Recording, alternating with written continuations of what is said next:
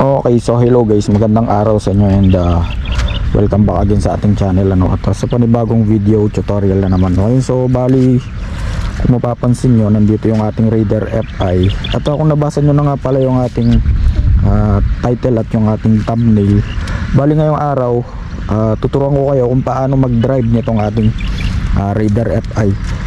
Para sa mga walang idea at gustong matuto ng pagdadrive or pagmamaneho ng Raider FI someday o balang araw, malay mo, hindi natin masabi, baka bukas ikaw naman yung magkaroon ng Raider FI. Okay, so unang una mga boss, kapag magmamaneho tayo ng Raider FI, i-considered natin dyan, kailangan abot natin siya kasi medyo may kataasan itong ating Raider FI. Ayan, sa height ko 5'7", ayan, sakto lang naman sa akin 5'7 to 5'8", pero kung medyo short kayo ng konti doon, titikyad kayo or titingkad kayo ng konti, so kailangan din natin i-consider yun kasi kailangan natin ng balance, kasi hindi naman basta-basta yung motor na i-drive natin. Okay, so next naman, before tayo mag-drive nitong ating Raider FI, since manual ito, kailangan nito ng effort kasi nga lahat ng paa natin at dalawang kamay natin, or yung dalawang kamay natin at yung dalawang paa natin ay parehas na work or gagalaw. Okay, so kasama na yon, dalawang kamay, dalawang paa, parehas yan nagagalaw habang nagda-drive na tayo or kapag nagda-drive na tayo. Okay, next naman yung mga controls o yung mga switches, mga button, kung paano ba i-operate itong ating Raider FI. So unang una dyan mga boss, kapag first time natin, so syempre yung susi, ayan, may susi tayo. Kapag sinusi natin yan, ayan, so isang susi lang naman, hintayin nating matapos yung kanyang animation kasi naglo-loading pa yung ating fuel pump, kasi tutunog pa yan, uugong pa yan. So kapag in-start nyo, for example, sinusi nyo ito tapos in-start nyo agad, may possible or malaki yung possible na matamaan yung ating fuel pump. Gawa ng ECU yung nagko-control dyan. So dapat tapusin muna natin yung paglo-loading ng animation dito sa ating dashboard. So ganun lang naman, pag sinusi mo, yan, makikita naman natin dyan. So pagka sinusi mo, turn on mo, mag-on na yan. Next, sa lock naman, may lock tayo dyan mga boss, parang katulad ng mga typical na motor. So pagka binali natin yung manubela at inilock at ipinihit natin pa counterclockwise, maglalak na yan. At yung ating shot or yung ating safety feature nitong ating ignition switch, ngayon para ma-unlock natin yan, so kailangan din natin ng susi dyan. So pipindutin lang natin at ma-open na natin, and then pwede na natin ma-unlock yung manubela. Okay, so next naman mga boss, nandito yung mga adjustments natin. So malalaman nyo rin naman to kapag kayo ay nagda-drive na or may-ari na kayo ng Raider FI. So meron tayong select dito sa settings yan, sa clock, sa oil indicators at etc. Yan, may mga adjustments yan. So next, dito na muna tayo sa mga controls nya, sa left and right handle. So meron tayong katulad lang ng typical na motor mga boss, nandito yung kanyang flasher, left and right. Ayan, left and right sa off. And yung sa switch nya sa headlight, nandito siya, hindi katulad dun sa ibang motor like Honda, yung mga style na wave. So nandito. Yung sa Raider FI natin, dito siya sa may left. So nandito yung park light nya, pa-park light yung ating dashboard at yung ating headlight. So may park light din dyan sa headlight natin. So kapag sinwitch on mo pa ng isang beses, headlight na yon. So iilaw lang yan or sisindi lang yan kapag nakabukas yung ating engine or yung ating makina. So off. Okay, so high and low nandito na rin yan sa left switch natin or sa left handle switch natin. Tapos busina, yun. So yun lang naman yung mga function dito. Then sa kabila, electric starter or push start. Hindi katulad sa mga ibang motor mga boss, like NMAX, Aerox, Click, na kailangan mo pang pigain yung preno. So dito sa Raider FI, i-start na yan kahit wala kang pinipiga. Okay, so ayun lang naman yung mga function. Then sa may right front nitong ating handle or ating manubela, nandito yung front brake. Okay, so front brake yan. And sa left naman, yung ating clutch, siyempre manual yung ating Raider FI. Okay, so bali dito naman tayo sa gear shifter or gear shifting naman tayo. Kung mapapansin yung mga boss, 6 speed itong ating Raider FI. Yan, 6 speed manual transmission. So yung primera natin mga boss, laging paabante or pa down. Okay, so naka-primera na tayo niyan. Papansin natin yan dito, makikita mo naman yan dito sa dashboard, naka 1 ka. So kapag ka naka-neutral ka, lilitaw din naman yan. Ayun, iilaw yung kulay green, which is naka-indicate ng neutral. Ngayon, since napababa yung primera natin, kasi nga yung ating Raider FI is 1 down, 5 up. Okay, so kapag ka pinramera mo yan, the rest nun mga boss, yung 5 kambyo is pataas na lahat. Segunda, tercera, kwarta, quinta, sixta. Okay, paano yun mga boss? Paano yan bossing? Kasi yung neutral nya, diba, 1 down tapos up. Paano yung neutral nun? Yung neutral kasi nito mga boss is lalampasan mo lang, ano, kumbaga lalaktawan mo siya.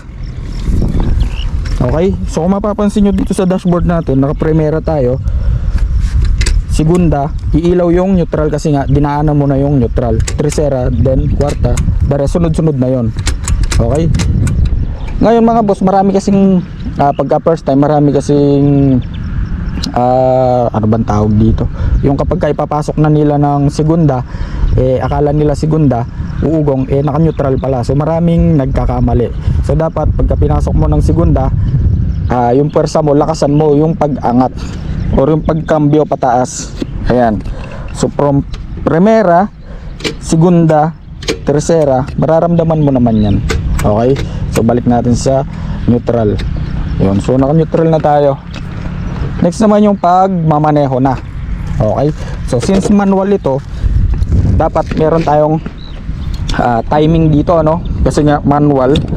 Hindi ito katulad ng mga matic na scooter or yung semi-automatic na wave, ganon. So dapat may timing yung pag bitaw ng clutch at yung pag-apply ng gas or yung ating silinyador. Okay, so ayan, then start na natin, and then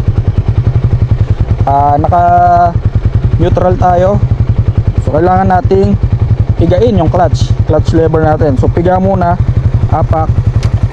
So pagka naka-primera na tayo or first gear na tayo, so pwede naman yung mga boss, yung pinakadahan-dahan na ma-apply mo, pinakadahan-dahan na magagawa mong pagbitaw dito sa ating clutch lever is pwede mong gawin mo hanggat kaya mo. Okay, so katulad ng ginagawa natin, lalakad naman yan, mapapansin mo uugong naman yan. Yan, so wala tayong ginagawa dyan. Mararamdaman mo yung makina natin ay para siyang mamamatay. So dapat applyan mo siya ng konting gasolina. So for example, ayan, kapag nararamdaman na nating mamamatay siya, applyan natin ng konting gasolina or gas.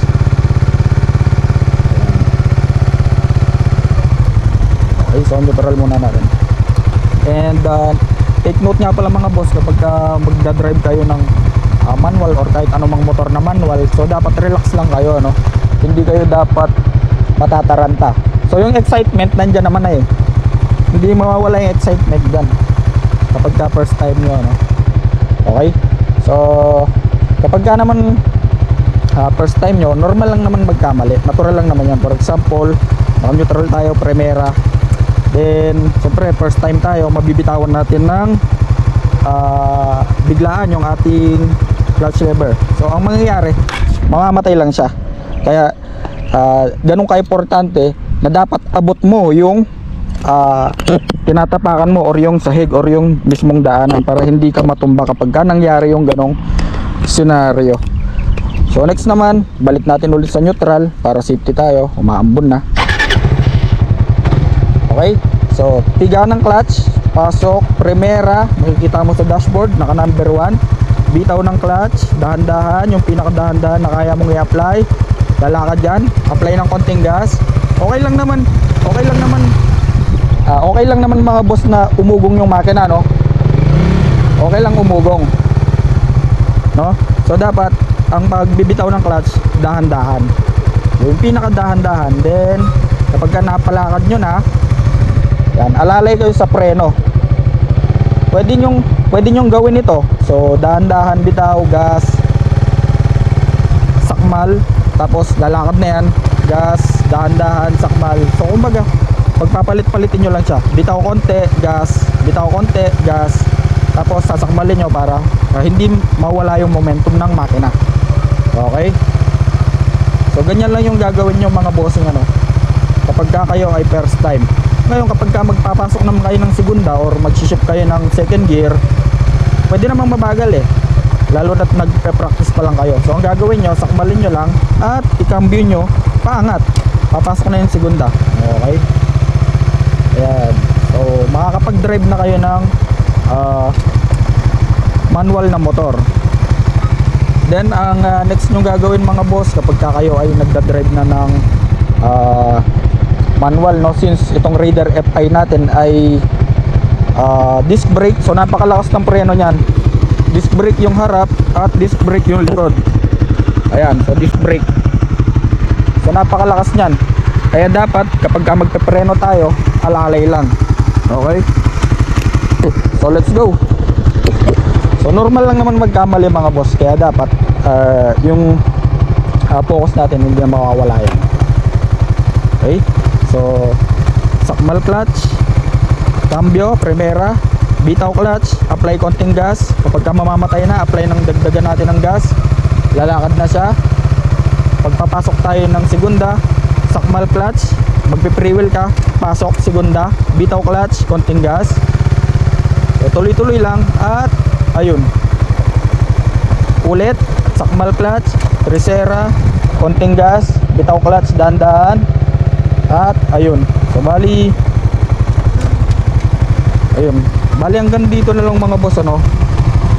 So kapag ka napalakad nyo na or napaandar nyo na yung inyong Raider FI, so yun na yun, history na yun, marunong na kayong mag maneho or mag-operate ng manual. So bali hanggang dito na lang at sana may natutunan kayo. At kung nagustuhan nyo yung video na to, so please like, share, and subscribe.